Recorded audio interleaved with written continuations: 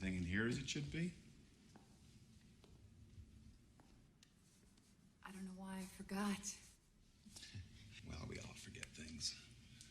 That's what reminding is for.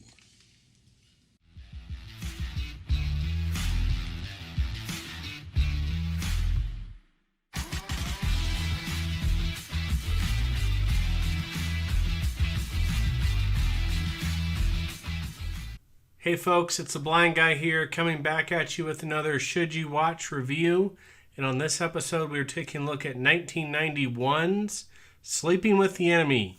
And so this, as I said in the Fatal Attraction review, is a kind of movie that was very popular in the early 90s. And it's this kind of psychological thriller. A lot of them involved stalkers, just things like Fatal Attraction, Single White Female, this movie.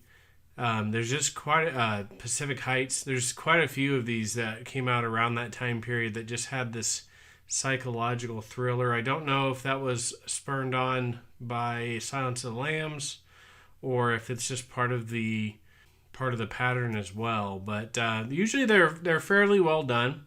This one's directed by Joseph Rubin and stars Julia Roberts. It's pretty good. It's worth watching, I think.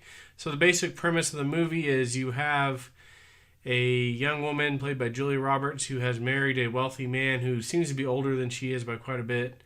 And they've been married 3 years, and he is OCD and abusive.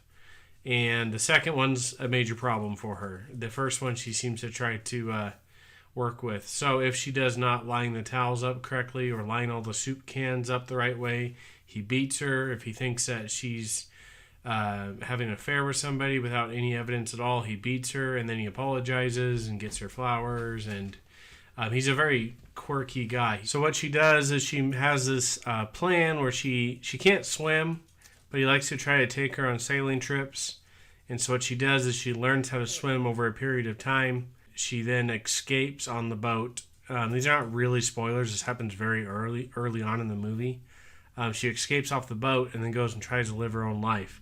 From this point on, you'll probably hear some spoilers. So if you want to check the movie out, go watch it. She then moves and cuts her hair, moves, finds a new life, finds a new romantic interest. And that's actually the majority of the movie, is her starting a new life. And then her husband, abusive husband, he finds her wedding ring in the toilet and realizes that she is still alive. She actually made it back to shore. She didn't drown. And so then he goes looking for her. And the thing that really shines in this movie is the score by Jerry Goldsmith. And he's done Alien, Gremlins, The Burbs, The Omen. Some really great famous scores. The score in this movie is very well done. It does have a little bit of a 90s flair to it. No surprise there. It came out in the 90s. But very cool score, and he does a great job setting the mood in certain scenes. I have two partial criticisms with the movie. I think the escape happens too early on in the movie. It would be nice to see her actually, because you find out about the swimming and all the planning after she escapes.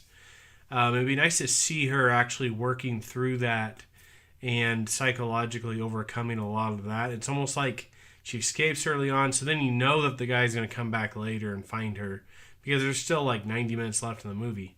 So I think it would almost be better if they'd spent more time with her planning her escape, almost like a Shawshank Redemption type thing. Misery, that's another psychological thriller type.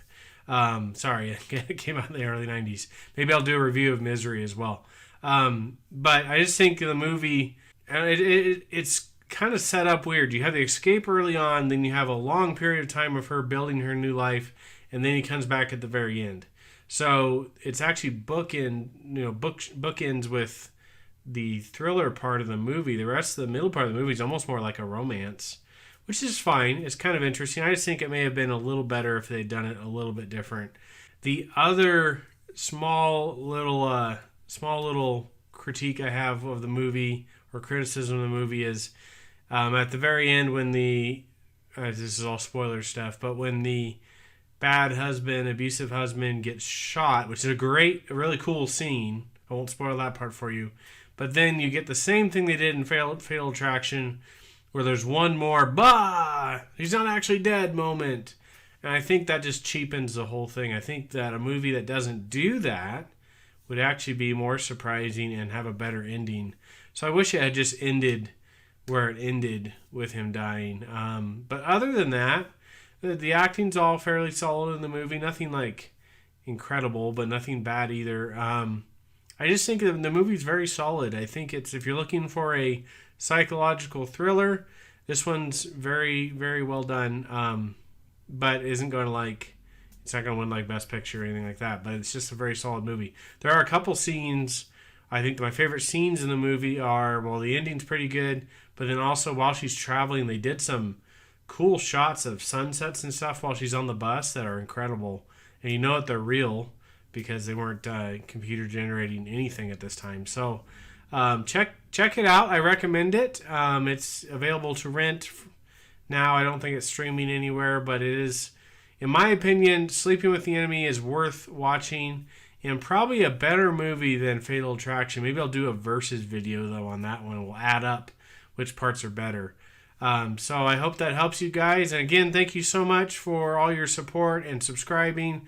I just do this for fun, so it's really helpful to see you guys commenting and just having a good time with these reviews. So have a good week, and laters on the Menjay. Laters on the Menjay.